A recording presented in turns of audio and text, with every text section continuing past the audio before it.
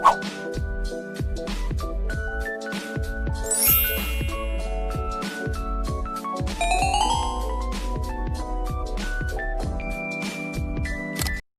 warahmatullahi wabarakatuh. Hai, perkenalkan, nama saya Dwi Putri Wulandari dari kelas A1 E3. Nomor induk mahasiswa saya 31402000277. Saya dari Fakultas Ekonomi, Program Studi Akuntansi, Universitas Islam Sultan Agung. Di sini saya akan menyampaikan materi mengenai ulangan tengah semester 2020, yaitu bab jurnal umum, buku besar, dan neraca saldo di bawah bimbingan Dr. Andes Ibu Hajah Indri Kartika, SE, MSI, AKCA. Stay tune ya, check it out. Hai, kembali lagi di channel YouTube saya. Jadi di sini saya akan menjelaskan mengenai jurnal umum, buku besar, dan neraca saldo. Nah, materi ini yaitu materi yang saya pilih guna untuk melengkapi pekerjaan ulangan tengah semester 2020 semester 1. Sekarang kita masuk ke materi. Sebenarnya apa sih jurnal umum itu? Jurnal umum adalah aktivitas meringkas dan mencatat transaksi perusahaan berdasarkan dokumen dasar atau bukti transaksi secara kronologis. Maksud secara kronologis di sini yaitu berdasarkan urutan waktu terjadinya perusahaan itu terjadi. Fungsi utama jurnal umum digunakan untuk mencatat dan meringkas setiap transaksi yang dilakukan. Sebelum kita membuat sebuah jurnal umum, kita membutuhkan posisi saldo awal atau saldo normal dari kelompok-kelompok harta, utang, modal, pendapatan, ataupun beban. Misalkan harta itu kan jenisnya banyak banget, ada kas, perlengkapan, piutang, peralatan, dan lain sebagainya. Itu saldo normalnya berada di debit, saldo bertambahnya juga berada di debit. Tapi ketika harta itu berkurang, maka saldonya menjadi kredit. Untuk kelompok utang, saldo normal dan saldo tambahnya itu berada di kredit. Untuk saldo berkurangnya itu di debit. Untuk kelompok modal, ini saldo normalnya ada di kredit, saldo bertambahnya ada di kredit, dan saldo berkurangnya ada di debit. Tetapi di kelompok modal ini sebenarnya ada prive. Nah, prive ini sebenarnya itu posisinya itu di debit. Kok bisa sih? Ya karena prive itu mengurangi modal, yang artinya jika modal berkurang itu posisinya berada di debit. Untuk kelompok pendapatan, saldo normal dan saldo bertambahnya itu di kredit dan saldo berkurangnya itu di debit.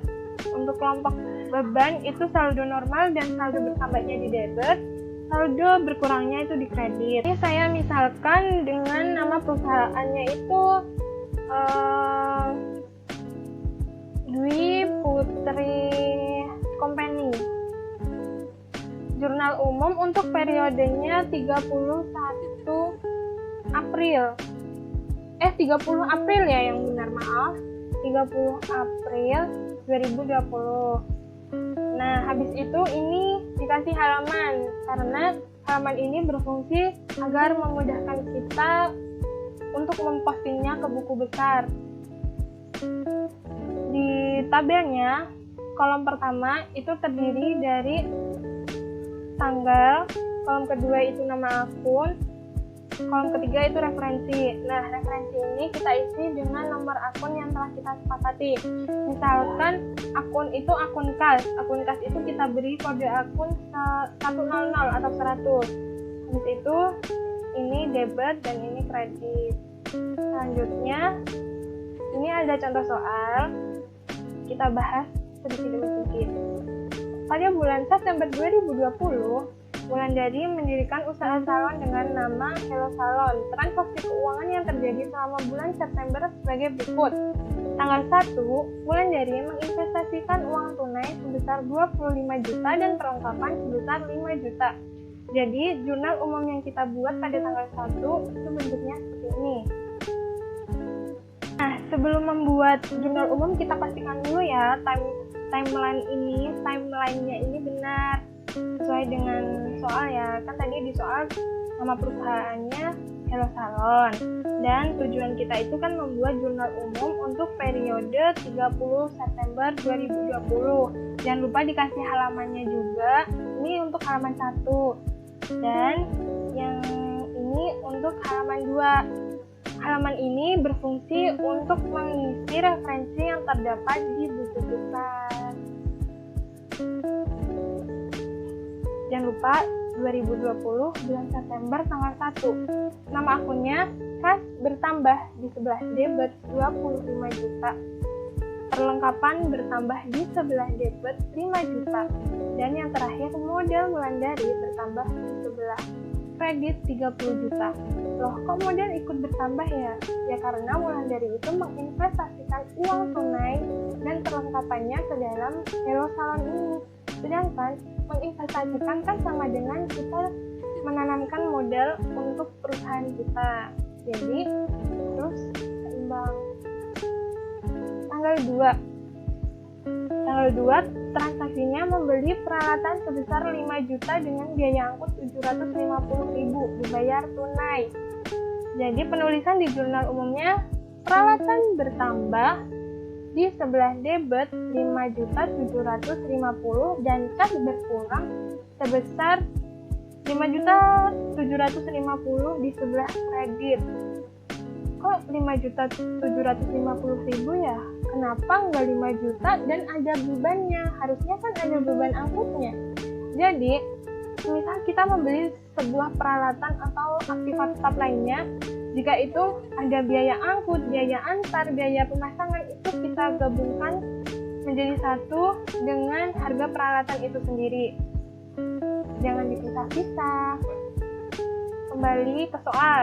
Tanggal 3, membayar sewa ruko untuk masa 1 tahun sebesar 11.500.000. Penulisan di jurnal umum tanggal 3, nama akunnya sewa ruko dibayar di muka bertambah di debit 11.500.000 dan nama akun kas berkurang di sebelah kredit sebesar 11.500.000. Loh, kok nggak beban sewa ya? Karena kita membayarnya itu di depan dan kita mempunyai masa 1 tahun. Artinya kita belum bisa menggunakannya. Lebih tepatnya. Oke, sekarang masuk transaksi keempat. Membeli perlengkapan sebesar 3.500.000, baru dibayar 500.000, sisanya dibayar kemudian. Penulisan tanggal 4, perlengkapan bertambah di debit sebesar 3.500.000, kas berkurang di sebelah kredit sebesar 500.000, dan utang usaha bertambah di sebelah kredit 3 juta. Kok bisa jadi utang usaha ya? Ya karena kita kan membelinya sebesar 3.500.000, tetapi kita mengeluarkan uang baru 500.000, otomatis kita belum membayarnya, alias kita mempunyai utang sebesar 3 juta. Soal nomor 5, menyelesaikan pekerjaan terhadap pelanggan sebesar 8 juta, baru diterima 1.500.000. Penulisan di jurnal umum, kas bertambah di sebelah debit 1.500.000, piutang usaha bertambah di sebelah debit 6.500.000, dan pendapatan usaha bertambah di sebelah kredit 8 juta. Kok jadinya piutang usaha ya? Karena kita itu baru menerima uangnya itu 1.500.000, dan sedangkan kita itu sudah menyelesaikan pekerjaan, atau bisa kita sebut kita sudah mendapatkan pendapatan sebesar 8 juta, tetapi baru dibayar 1.500.000. Artinya kita masih punya piutang terhadap pelanggan tersebut. Lanjut ke soal nomor 6, mengembalikan perlengkapan yang dibeli pada tanggal 4 karena terdapat beberapa kesalahan sebesar 2 juta. Nah, penulisan yang benar dalam jurnal umum yaitu seperti ini. Utang usaha berkurang di sebelah debit sebesar 2 juta dan perlengkapan berkurang di sebelah kredit 2 juta. Loh, kok nggak kasnya yang berkurang ya? Karena ketika pembelian kita kan sudah mengeluarkan kas sebesar 500.000, tetapi kita membelinya 3.500.000. Sedangkan sisanya itu masih kita bayar kemudian, artinya kita masih memiliki utang dalam pembelian perlengkapan. Nah, tanggal 6 ini kita mengembalikan perlengkapannya 2 juta. Otomatis utang kita dalam pembelian perlengkapan itu berkurang sebanyak 2 juta. Jadi penulisannya seperti ini. Lanjut ke soal nomor 7. Menerima pendapatan dari pelanggan sebesar 7 juta. Pencatatannya, tanggal 7, kas kas bertambah di sebelah debit sebesar 7 juta dan pendapatan usaha bertambah di sebelah kredit sebesar 7 juta. Udah paham kan ya pasti? Karena kita kan menerima pendapatan, otomatis kita menerima kas dan kita menerima pendapatan itu sendiri. Lanjut ke soal nomor 8. Nomor 8, menerima pelunasan piutang pada tanggal 5 April 2020 sebesar 5.500.000. Kita lihat ya, tanggal 5 itu menyelesaikan pekerjaan terhadap pelanggan sebesar 8 juta baru diterima 1.500.000. Oh iya, berarti benar. Kita di tanggal 8 menerima pelunasan piutangnya. Jadi penulisannya otomatis kas bertambah di sebelah debit sebesar 5.500.000 dan piutang usaha berkurang di sebelah kredit sebesar 5.500.000. Udah paham kan ya pasti? Soalnya kan kita menerima pelunasan piutang yang otomatis kita menerima kas dan piutang kita akan berkurang. Tanggal 9, membayar biaya-biaya sebagai berikut. Yang pertama, biaya air, telepon, listrik sebesar 2.500.000. Yang kedua, biaya gaji sebesar 6 juta. Dan yang ketiga, biaya lain-lain sebesar 1 juta. Mari kita lihat pencatatan yang benar. Nah, tanggal 9, beban air, telepon, dan listrik bertambah di sebelah debit sebesar berapa ini tadi? 2.500.000. Ya, beban air, telepon, dan listrik bertambah di sebelah debit sebesar 2.500.000. Nah, yang kedua, beban gaji bertambah di sebelah debit sebesar 6 juta. Kita lihat apakah benar? Ya, benar. Karena biaya gaji yang kita bayar yaitu 6 juta. Yang ketiga, beban lain-lain bertambah di sebelah debit sebesar 1 juta. Kita lihat, ya, biaya lain-lain sebesar 1 juta di debit. Oke. Dan otomatis jika kita membayar, kita akan mengeluarkan yang namanya uang atau kas.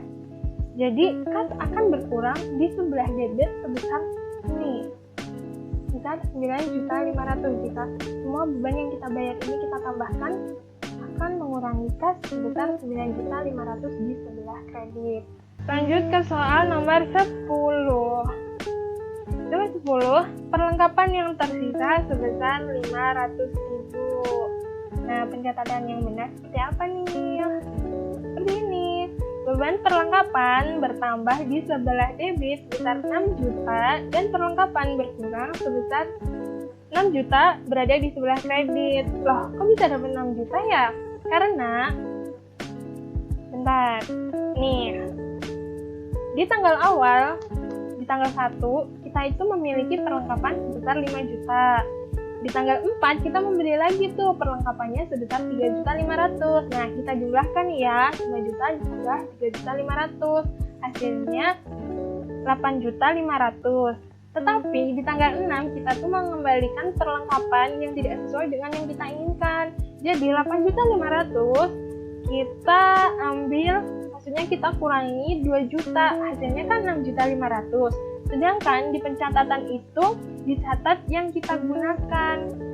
Otomatis perlengkapan 6 juta ini kita kurangi dengan perlengkapan yang tersisa. Itu hasilnya kan 6 juta. Nah, berarti kita itu selama bulan September menggunakan perlengkapan sebesar 6 juta. Makanya kita menulisnya sebagai beban perlengkapan sebesar 6 juta di sebelah debit dan perlengkapan berkurang di sebelah kredit karena sudah kita gunakan.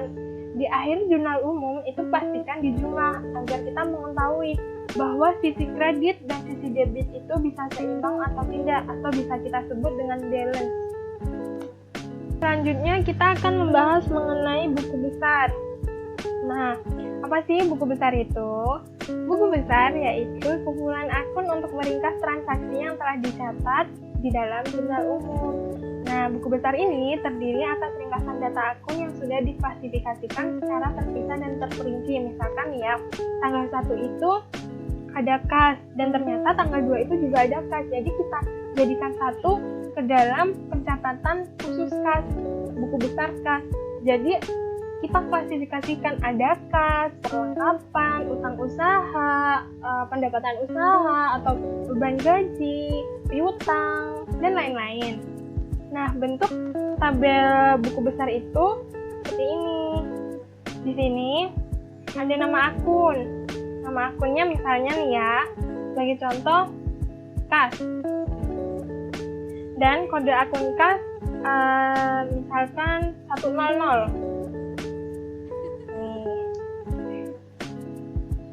Nah, di tabelnya ini di kolom pertama ada tanggal seperti yang di jurnal umum.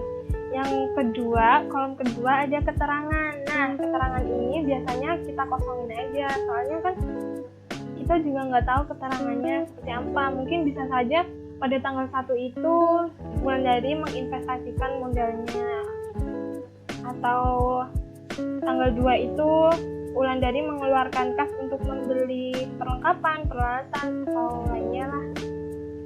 Kolom ketiga ada referensi. Di sini referensinya beda ya. Kalau di jurnal umum itu ada nomor akun. Kita isi dengan nomor akun.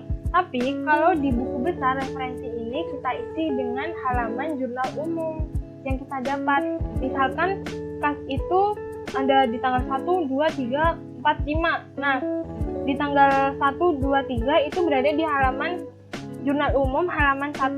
Tetapi tanggal 4 dan 5 itu berada di jurnal umum halaman 2. Berarti kita isi aja tanggal 1 jurnal umum 1, tanggal 5 jurnal umum 2 itu. Ini ada debit dan ini ada kredit dan ini untuk saldonya. Selanjutnya, nah ini nomor akun yang harus kita sepakati agar kita itu lebih mudah untuk membuat susunan dalam pembuatan buku besar. Ada kas dengan nomor akun 100, piutang nomor 101, piutang usaha nomor akun 101, sewa dibayar di muka nomor akun 102, perlengkapan 103, peralatan 104, utang usaha 201, modal Wulandari 301, pendapatan usaha 401, beban gaji 501, beban perlengkapan 502, beban air telepon listrik 503, dan beban lain-lain 504. Jadi sebelum membuat buku besar kita itu harus lebih menomorkan ini agar kita lebih mudah untuk menyusun buku besar yang benar itu seperti apa. Jadi kita akan membuat buku besar. Nah, ini ada jurnal umum yang tadi ya. Jurnal umum yang tadi ini. Nah, jurnal umum yang tadi kita buat ke dalam buku besar. Tinggal kita posting ke buku besar. Caranya gimana sih?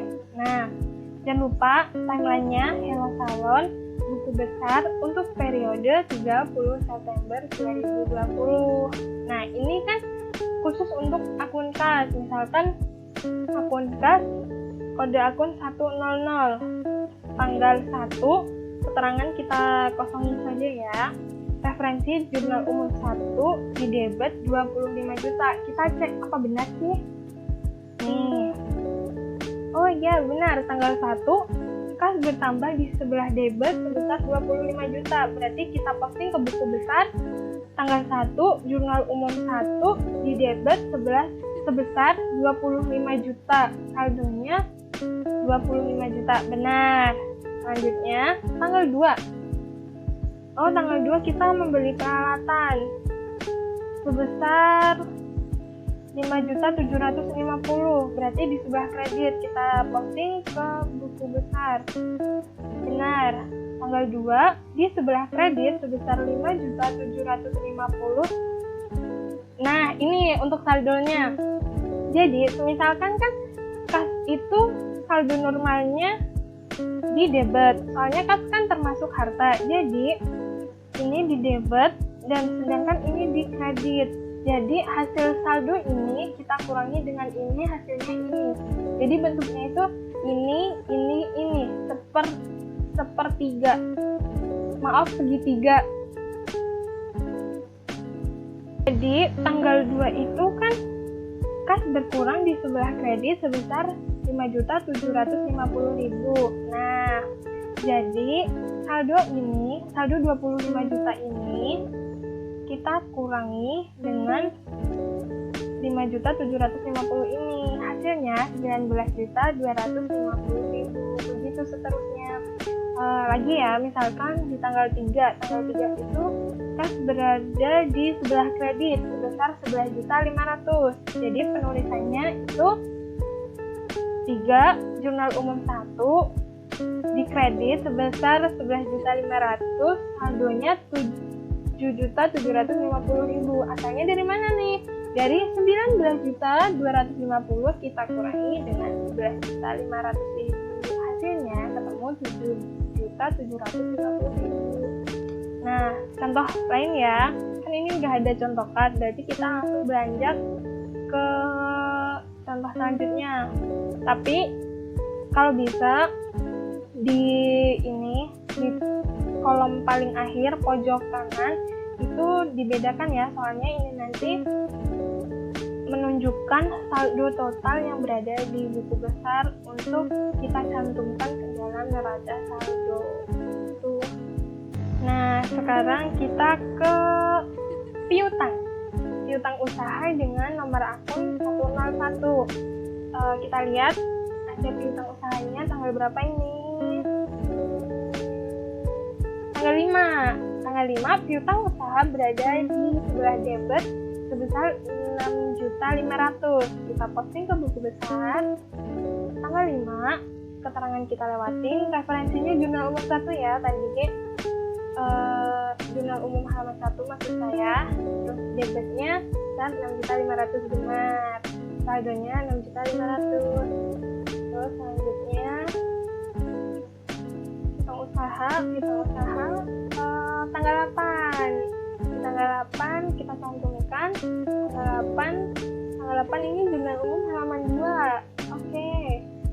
Tanggal 8 referensi jurnal umum halaman 2 kredit 5.500.000. Seperti tadi berada di kas 6.500.000 ini kita kurangi dengan 5.500.000. Hasilnya ini kita blok biar kita gampang untuk nyantumin ke neraca saldonya ya.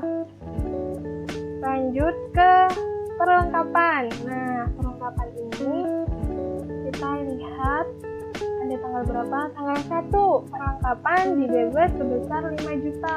Oke. Tanggal 1 referensi jurnal umum 1 debitnya di sebesar 5 juta dengan saldo juga 5 juta. Jangan lupa ada nomor akun ya. Oke, lanjut. Habis itu perlengkapan nomor tanggal 4. Tanggal 4 keterangan kita kosongin seperti biasa, referensinya jurnal umum halaman 1 di sebelah debit sebesar 3.500.000. Kita tambah 5 juta, kita tambah dengan 3.500.000. Hasilnya 8.500.000. Oke, lanjut.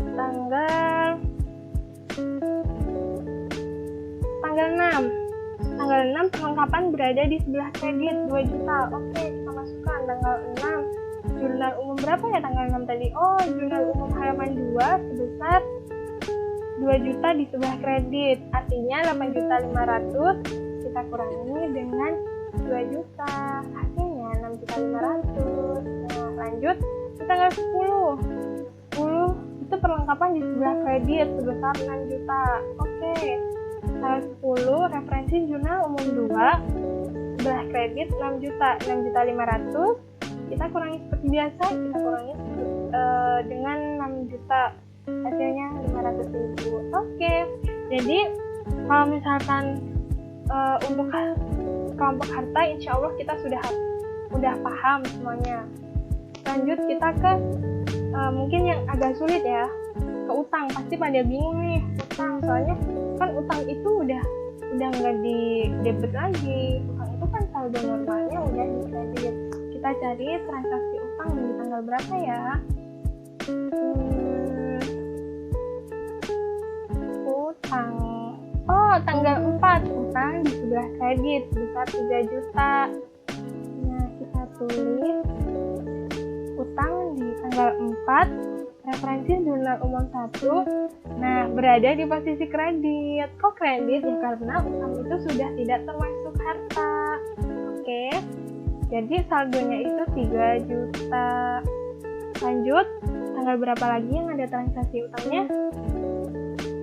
Tanggal 6, utang berada di sebelah debit.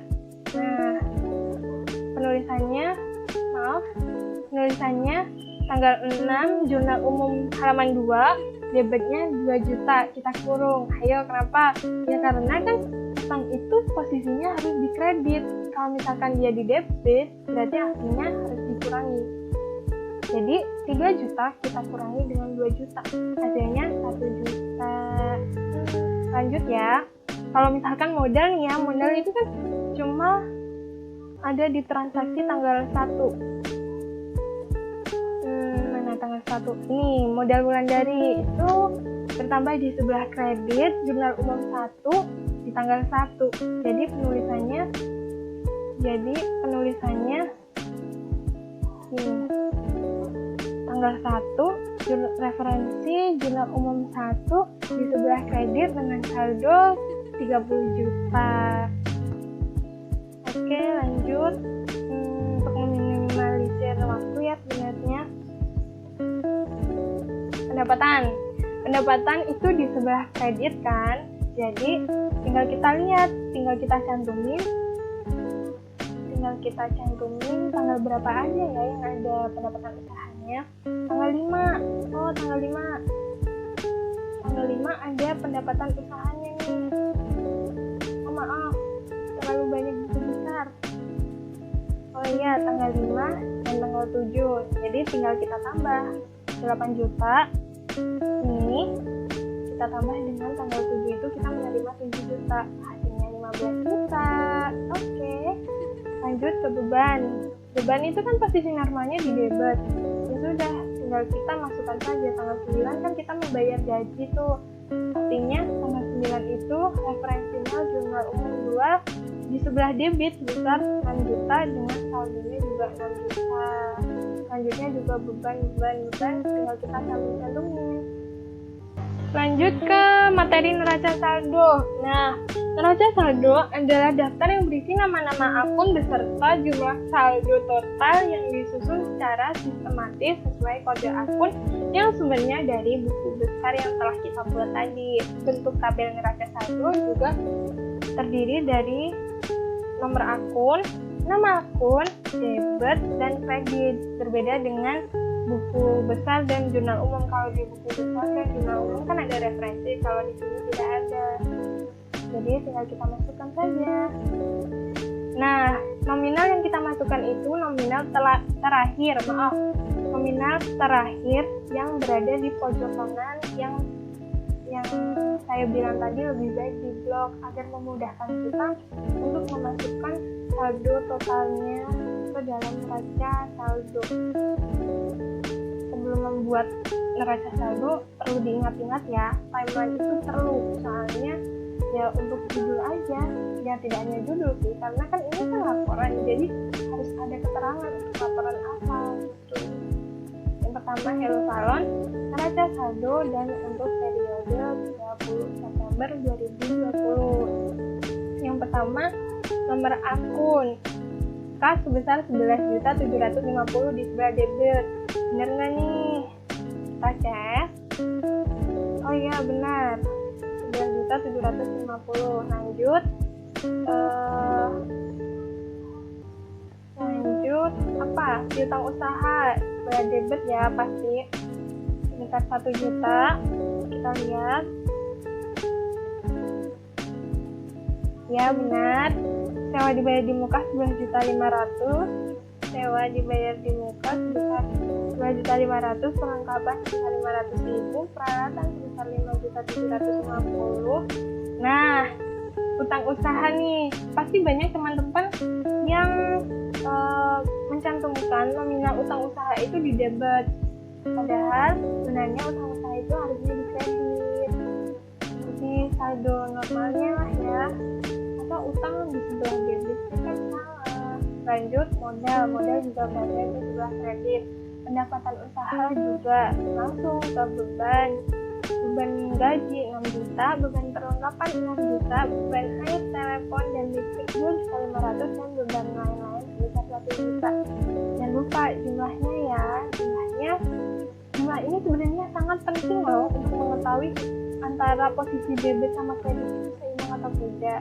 Artinya kalau sudah seimbang itu berarti balance, tapi seimbang juga belum tentu benar, apalagi ininya dalam aplikasinya nama-nama akunnya itu juga belum tentu benar loh ya, harus diingat-ingat, harus teliti. Oke, cukup sekian materi yang dapat saya sampaikan.